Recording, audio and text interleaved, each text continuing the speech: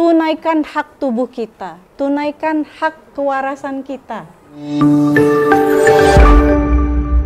Jadi teman-teman, kita nih perempuan nih, kenapa sih di dalam Islam tidak diwajibkan perempuan untuk mencari nafkah? Karena ternyata perempuan tuh sangat rentan sekali untuk lelah. Perempuan tuh sangat rentan sekali untuk merasa kewalahan. Beda dengan laki-laki. Karena kalau laki-laki itu ketika mereka dalam kondisi-kondisi tertentu, mereka bisa aja blank. Beda sama perempuan. Teman-teman yang udah nikah di sini mungkin suka bertanya-tanya kenapa ya kalau para suami itu dia bisa tuh misalnya duduk bengong atau dia megang HP pulang kerja gitu. Dan dia nggak cerita apa-apa. Dia bisa tuh duduk sendirian dan nggak butuhin kita. Kita kayak nggak dianggap ada. Tapi habis itu dia bisa melakukan aktivitas seperti biasa gitu, seolah-olah nggak terjadi apa-apa. Karena laki-laki itu punya cara untuk dia turn off. Beda kayak kita switch-nya on melulu. Bahkan di saat kita lagi rebahan sekalipun, justru otak kita makin sibuk bekerja. Badan kita mungkin udah nggak lelah, tapi psikologis kita, pikiran kita itu malah overthinking. Makanya buat teman-teman yang suka terheran-heran, kenapa ya aku insomnia?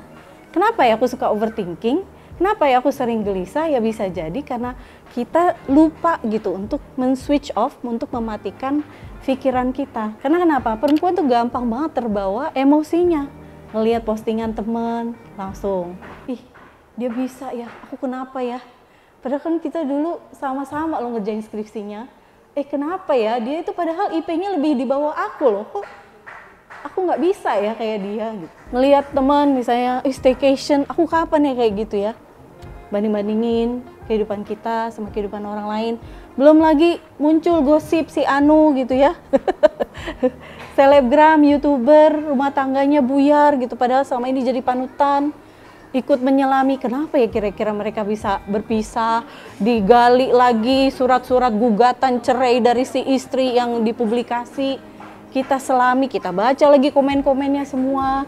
Tanpa terasa 3 jam, 4 jam waktu habis kita untuk menyelami perasaan-perasaan dan overthinking kita yang tidak terkendali itu. Makanya teman-teman, penting banget kita untuk punya momen untuk me time.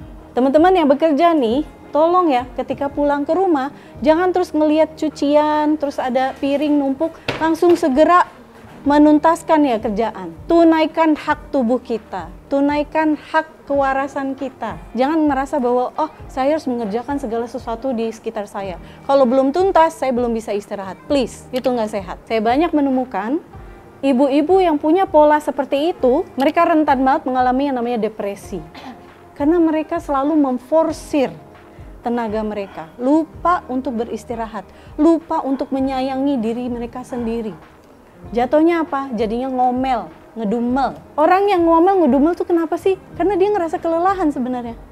Kelelahan baik itu secara fisik maupun secara mental.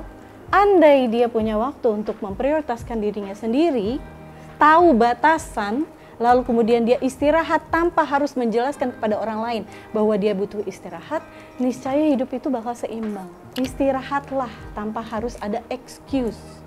Mau healing, gak usah jelasin ke orang-orang. Mau cuti, gak usah cari pembenaran atau cari excuse kemana-mana. Orang lain gak perlu tahu masalah kita apa, orang lain gak perlu tahu beban kita sebagaimana. Tiap orang di sini tuh punya battle masing-masing. Makanya gak fair banget kalau kita ngejudge orang lain.